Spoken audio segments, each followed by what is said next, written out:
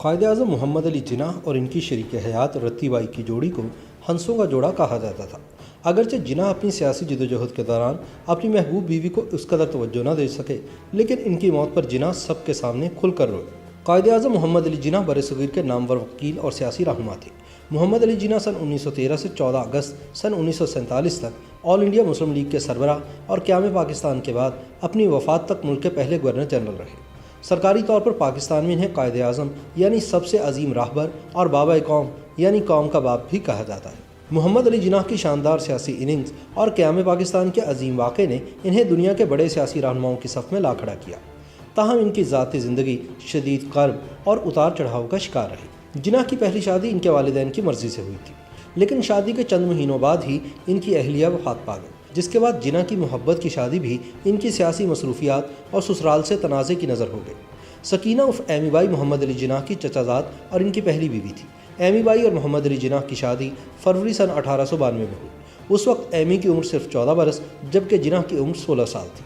یہ شادی انتہائی سادگی سے انجام پائی۔ پہلے نکاح پڑھایا گیا اور پھر عام رسومات میں رخصتی ہوئی۔ بعض حلقوں کا ماننا ہے کہ جناح کے والدین نے صرف اس ڈر سے اپنے بیٹے کو کم عمری میں بیاہ دیا تھا کہ کہیں پردیس جا کر وہ کسی گوری کو دل نہ دے بیٹھے۔ بہرحال شادی کے چند مہینوں بعد نومبر سن 1982 میں جناح اعلیٰ تعلیم کی غرض سے برطانیہ منتقل ہو گئے۔ جن دنوں جناح قانون کی تعلیم کے لیے برطانیہ میں مقیم تھے، کراچی میں کورونا ٹائپ کی ایک متعدی وبا پھیل گئی، جس کی زد میں آ کر جناح کی نوعمر دلہن ایمی بائی اور والدہ شیریں عرف مٹھی بائی انتقال کر گئی۔ ایمی بائی سے جناح کی کوئی اولاد نہ تھی۔ یہ شاید ایمی بائی کی موت کا صدمہ ہی تھا کہ محمد علی جناح 25 برس تک دوبارہ شادی کرنے پر مائل نہ ہوئے۔ جب محمد علی جناح برطانیہ سے قانون کی تعلیم حاصل کرنے کے بعد ممبئی واپس آئے تو ملک کے بڑے اور نامور وکیلوں میں شمار ہونے لگے۔ ان کے کلائنٹس میں صاحب ثروت، سیاسی زعما اور ملک کے بڑے کاروباری لوگ بھی شامل تھے۔ سن 1916 میں ہندوستان کی معروف پارسی شخصیت سر ڈنشا پٹیٹ، جو کہ جناح کے کلائنٹ اور قریبی دوست بھی تھے، انہیں دارجلنگ میں اپنے ہاں گرمیوں کی چھٹیاں گزارنے کے لیے مدعو کیا۔ ڈنشا پٹیٹ ڈنشا مانگچی پٹیٹ کے بیٹے تھے، جنہوں نے برصغیر میں پہلی کاٹن ملز کی بنیاد رکھی تھی۔ پٹیٹ خاندان کپڑے کی صنعت میں بہت بڑا نام تھا اور ان کا شمار ممبئی کے امیر ترین گھرانوں میں ہوتا تھا۔ انہی دنوں 39 سالہ جناح اور ڈنشا پٹیٹ کی اکلوتی صاحبزادی 16 سالہ رتی بائی میں قربتیں اس قدر بڑھی کہ دونوں نے شادی کا فیصلہ کر لیا۔ محمد علی جناح نے باتوں ہی باتوں میں سر ڈنشا پٹیٹ سے بین المذاہب شادیوں کے بارے میں ان کی رائے پوچھی تو مسٹر ڈنشا نے اس عمل کو انتہائی مستحسن اور معاشرتی ہم آہنگی کے لیے انتہائی ضروری قرار دیا۔ جناح کو ڈنشا کے مثبت خیالات سے حوصلہ ملا اور انہوں نے ایک مشترکہ دوست کے ذریعے رتی بائی کا رشتہ مانگ لیا۔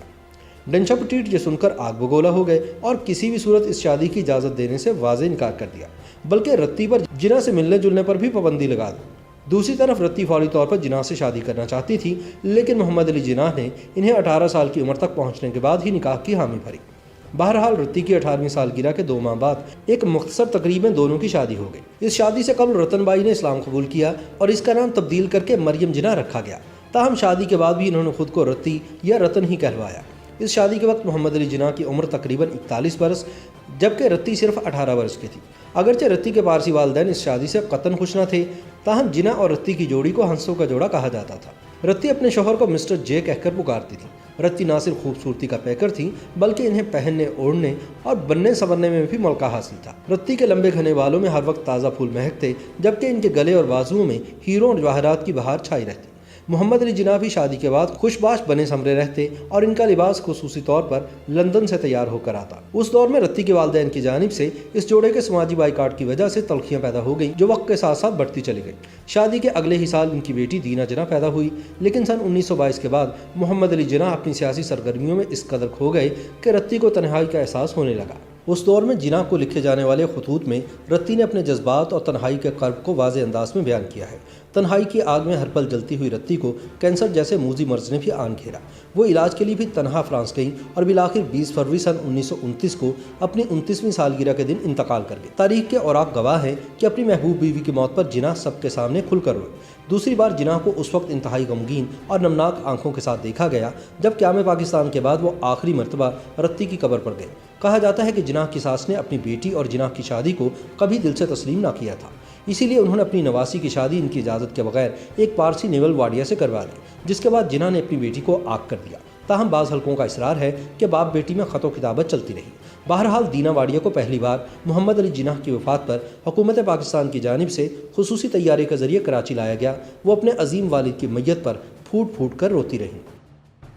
YouTube पर गूगली न्यूज देखने के लिए youtube.com की सर्च बार में गूगली न्यूज टीवी टाइप करें। गूगली न्यूज के पेज पर सुर्ख रंग के सब्सक्रिप्शन वाले बटन पर क्लिक करना ना भूलिए। YouTube पेज पर अपलोड होने वाली वीडियो से बाखबर रहने के लिए बेल आइकन पर क्लिक कीजिए। आपको हर नई वीडियो के बारे में नोटिफिकेशन मौसूल हो जाएगा।